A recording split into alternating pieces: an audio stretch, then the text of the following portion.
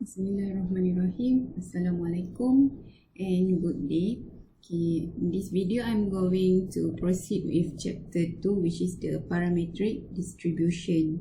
Okay, before that I would like to recap some of the things that we already learned in chapter 1, which is the most important thing is the terms in reliability, or we call it lifetime distribution representation, where all we have learned 7 of them. Okay, so now we are going to use the same thing, but now we are going to learn in more specific. Okay, because in chapter 1 we learn in general, so what are they, how to compute them, what is their interrelationship.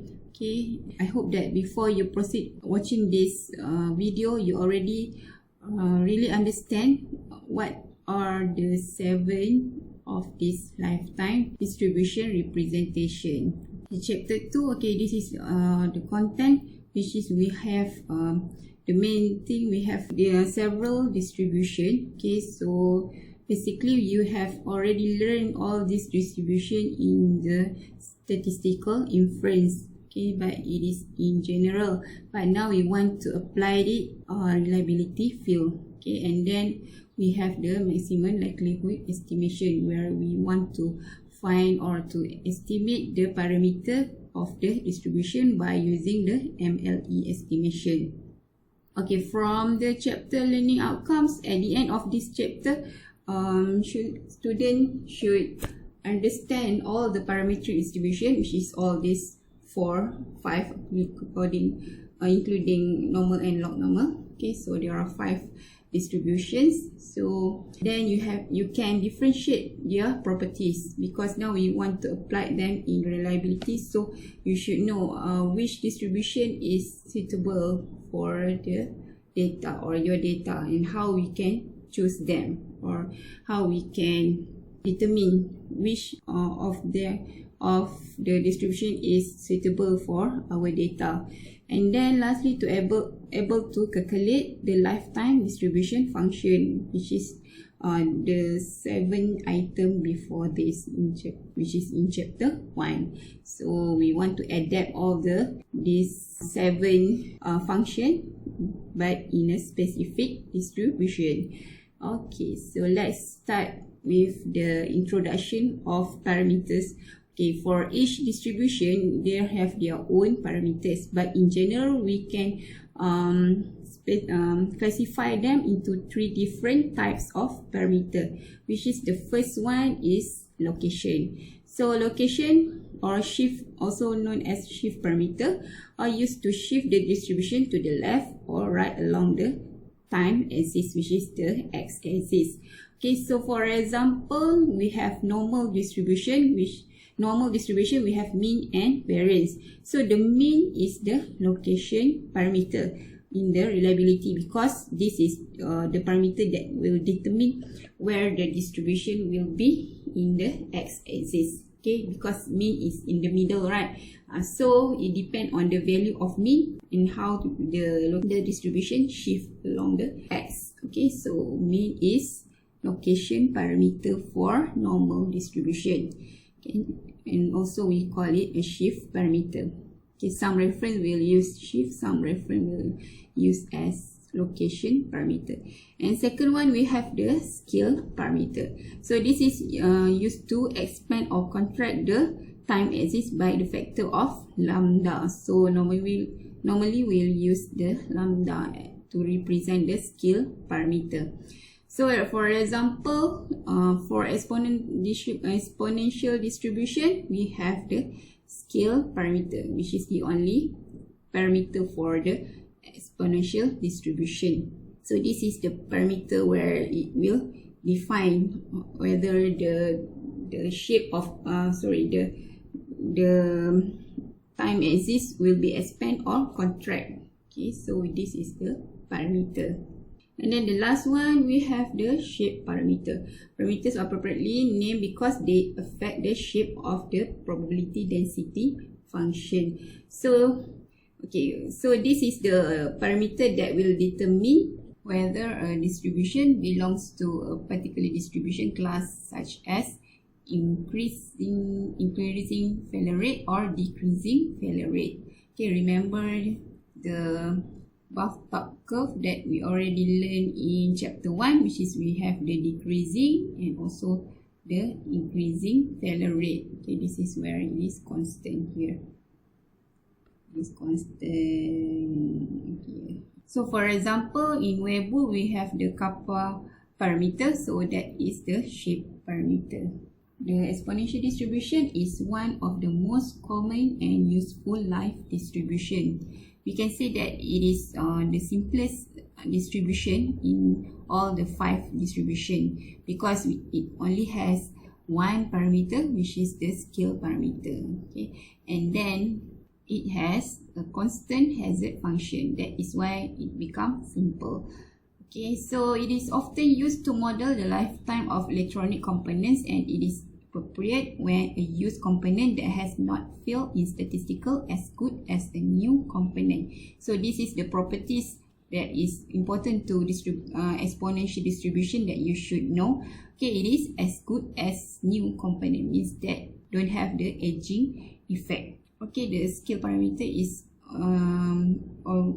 always positive number and also called as the failure rate. Okay, why it is failure rate? So you will know after this. Okay, so this is the lifetime distribution representation, which is the reliability function, the PDF, the hazard function, the cumulative hazard, and so on. So also we have here, we have the CDF. Okay, this is the PDF.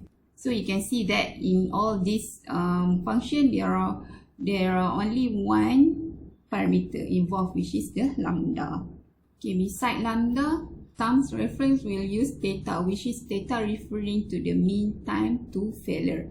So the mean time to failure, which is the theta, so theta is 1, this is lambda, theta equal to 1 over lambda. Okay, so this is the scale parameter just now. Instead using lambda, we can use theta. So if we substitute in the PDF, for example, okay, we will put here as 1 over theta because lambda is inverse of theta.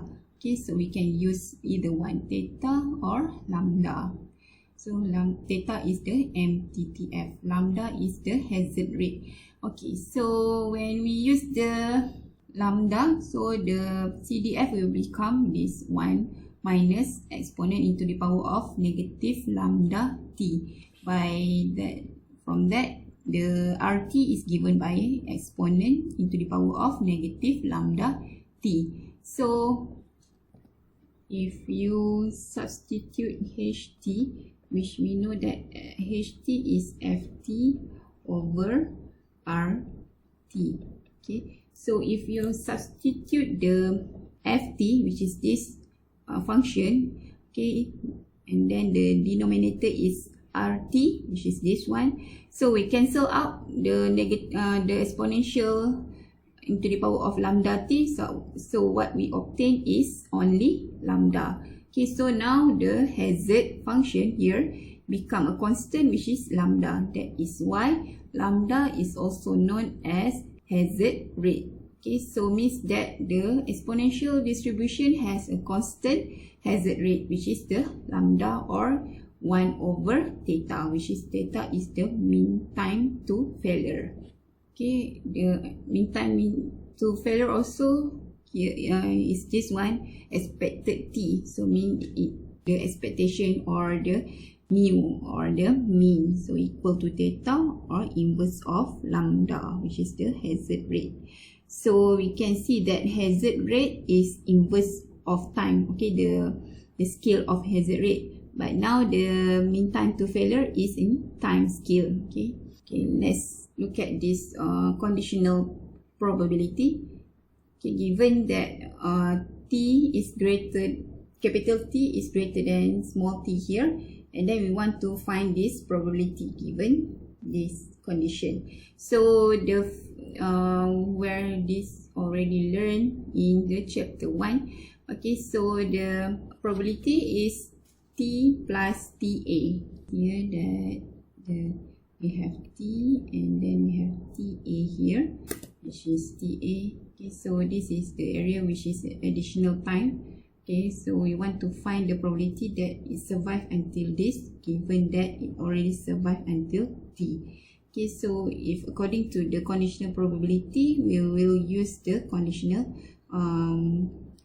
given, which is survive at RT, in order to compute the probability of surviving until here. So when we substitute the RT, which is this is the formula, okay, somehow we will get the exponent into the power of negative lambda TA. So we can see that it is only depend on time TA. Okay, so it doesn't concern on the memory, which is the age of the item, which is T. Okay, which is the conditional. So whether we use the conditional probability or not, we will get the same answer. That is the special case only for exponential distribution, because the hazard rate is constant. So that is what we call memoryless property. Okay, so there is no subject to wear out, and then if the item has survived up to time T, so it is as good as new. Okay, whether in this case it already functioned until time T. Okay, but we assume that it's still as good as new. So it is in terms of its remaining life. So afterwards, if you compute the residual of life function, is also the same as the reliability mean time to failure. So it is equal. So the distribution of the number of failure that occur in a given interval depend only on the length of the interval, not on the location of the failure. So in this case, okay, we want to find the additional time, which is TA. So that is why the reliability only depend on the length, which is TA, not concerning the conditional, which is it's still surviving up to T time. So we can see here that if you use the conditional probability, which is the RT plus TA here is equal to RT multiplied by RTA. So if you substitute this into this equation, which is the conditional probability, we will cancel out the RT, right? So remaining is only RTA. Instead, if you draw just now, okay, TA. Okay, this is where it's still surviving up to T, and then this is the additional, okay, which is TA. Okay, so this is the TA. Sorry, it should be here is T plus TA. Okay, so this is T, this is T plus TA, and then the interval from T to this another time, which is the probability that we want to find. Okay, this is the additional time, which is TA. Okay, the time here is T plus TA. Let's look at this example. Given a component with exponential distribution with MTTF is 1000. So this is the theta MTTF. Okay, so we want to find the probability of surviving in the interval of 200 to 700, given it has survived up to 200 hours. So this is the conditional. Okay, so this is what the probability of surviving that we want to find between 200 and 700 hours. So if you use the conditional probability, so this is the probability that we want to find survive in this interval, given has survived at T 200. Okay, means that from 0 to T to 200, T0 until to 200, there is no failure. So that is the conditional. So if you divide the S700 over the S200, you will get the 0.606, the probability of surviving in this interval. And then if you use the unconditional probability, which is the simple probability, only concerned on the length of the interval, which is 200 to 700, is the 500 hours. So just compute by replacing the t equal to 500, you will get the same answer. So this is where the properties of memoryless apply for exponential distribution. So you can try on this calculation. Okay, this is the graph of the lifetime distribution representation, which is the first one is PDF. Okay, this is normal for exponential distribution. Normal means that what we already learned, you have learned in the previous subject or course, which is the statistical inference. We know that the exponential distribution has this shape of function. Okay, it is decreasing. Okay, so that is the PDF, and then this is the ST or RT, which is the reliability function. So it depends on the lambda, which is the scale parameter.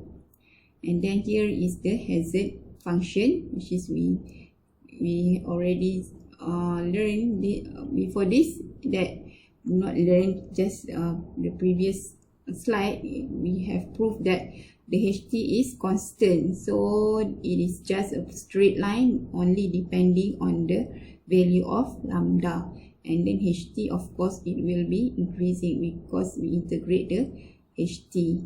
And then here is the mean residual life, so it also constant only depending on the lambda.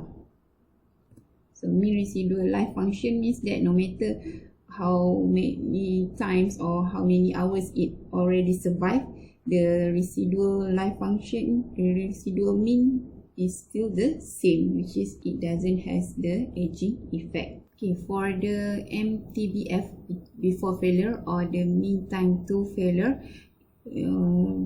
so when we substitute the RT, the function of the exponential distribution, for the reliability, so what we obtain is 1 over lambda just now, which is the inverse of the hazard rate. Okay, or also for this we denote as theta.